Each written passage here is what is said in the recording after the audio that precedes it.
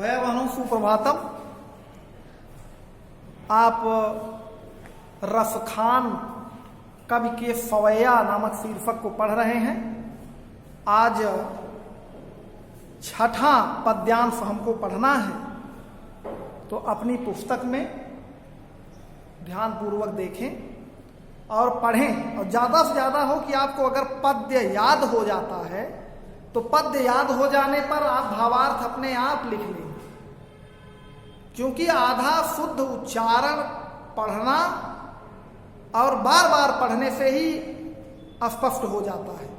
जैसे देखें, मोर पखा सिर ऊपर रखियों, गुंज की माल गरे पहिरऊंगी, ओढ़ पितंबर लय लकुटी बन गोधन ग्वारन संग फिरऊंगी, भाव तो वो ही मेरी रफखान, सो तेरे कहें सब स्वांग करऊंगी, या मुरली मुरलीधर की अधरा न धरी अधरा न धरऊंगी।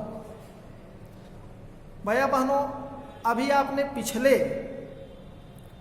जो पद्यांश को पढ़ा उसमें पता चला कि गोपियां श्री कृष्ण के बांसुरी को अपनी सौत मानती हैं। कुछ उसी से मिलता जुलता वर्णन कवि ने इस पद्यांश में भी किया है।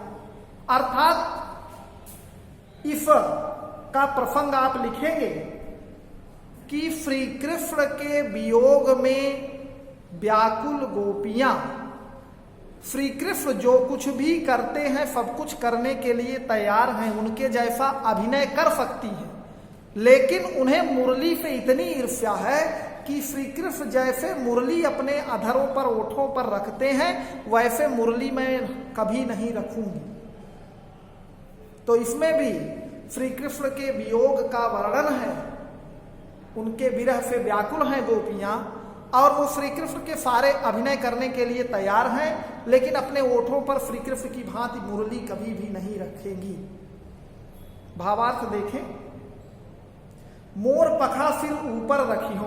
एक सखी दूसरी सखी से कहती है कि हे सखी, मैं तुम्हारे कहने पर मोर के पंख से बने मुकुट अपने सिर पर धारण कर लूंगी। मोर पखा सिर ऊपर रखी हो, मोर से बने पंख के मुकुट को मैं अपने सिर पर धारण कर लूंगी। गुंज की माल गरे पहिरऊंगी, और गुंजों से बनी हुई माला को मैं अपने गले में धारण कर लूंगी। ओढ़ पितंबर लय लुकती बन गोधन ग्वारन संग फिरूंगी, और पितंबर माने पीला कपड़ा वस्त्र, मैं पीले वस्त्र को अपने ऊपर धारण करके, और लकुटी माने छोटी लकड़ी या लाठी लेकर, गोधन माने ब्रज का गीत गाने वाला, ब्रज में गाया जाने वाला एक गीत को गाते हुए ग्वाल बालों के संग घूमूंगी, गाय चराऊंगी, टहलूंगी।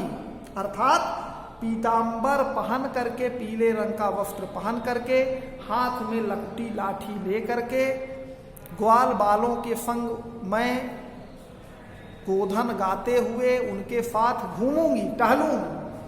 और कहती है कि भाव तो वो ही मेरे रसखान, मेरे रसखान माने मेरे श्री कृष्ण को जो कुछ भी अच्छा लगता है, भाव तो माने अच्छा लगता है, जैसा वो करते हैं, सो तेरे कहे सब स्वांग करूंगी। हे सखी, तुम्हारे कहने पर मैं सारा श्रृंगार, और स्वांग का अर्थ अभिनय भी होता है, सारा अभिनय और श्रृंगार मैं कृष्ण की भांति ही करूंगी। लेकिन या मुरली, उस बांसुरी को जिसको मुरलीधर अर्थात श्री कृष्ण अपने अधरों पर धारण करते हैं, सुशोभित होती है मुरली, उस मुरली को मैं कदापि कभी भी अपने होठों पर धारण नहीं करूंगी। तो भैया बहनों, यहां मुरली के प्रति गोपियों की ईर्ष्या प्रकट हुई है। बड़ा ही मार्मिक और सुंदर ढंग से वर्णन कवि ने कहा। भावार्थ आपको समझ में आया होगा, शब्दार्थ लिख लेंगे। रफखान के फवैये नामक शीर्षक के अंतर्गत कुल 6 पद आते थे, उन 6 को आपने पढ़ लिया। कल हम कवित्त नामक शीर्षक से एक पद लिखा है, उसको पढ़ाएंगे, अर्थात अगले दिन। और इतना आप व्यवस्थित ढंग से पढ़ के और अपनी कॉपी में लिखेंगे, याद करेंगे। बड़ा ही विकट समय है, ऐसे में इस अवसर को भुनाने से नहीं चूकना चाहिए। भैया बहनों, आप खूब परिश्रम घर पर करें जिससे आपके सपनों को उड़ान हो मिल सके, साकार हो, आप जितना मार्क्स चाहते हैं वो ले आ सकें। और ये तभी संभव है कि जिस व्यवस्था से विद्यालय या सरकार के निर्देशानुसार क्लास वीडियो के माध्यम से चल रहा है, ऐसे ही पढ़ाई करते रहें। आपके अंदर उत्साह कभी कम नहीं पड़ना चाहिए। कहीं भी कठिनाई हो तो हम लोग हैं, संपर्क कर सकते हैं। और याद करें, पढ़ें, परिश्रम करें, यही आग्रह है। शब्दार्थ भैया बहनों यहाँ लिखा है, काव्य सौंदर्य यहाँ लिखा है, भाषा व्रत छंद सवैया रस श्रृंगार गुण माधुर्य अलंकार अनुप्रास और यमन। इसको पढ़ें और लिखें। तब तक के लिए धन्यवाद।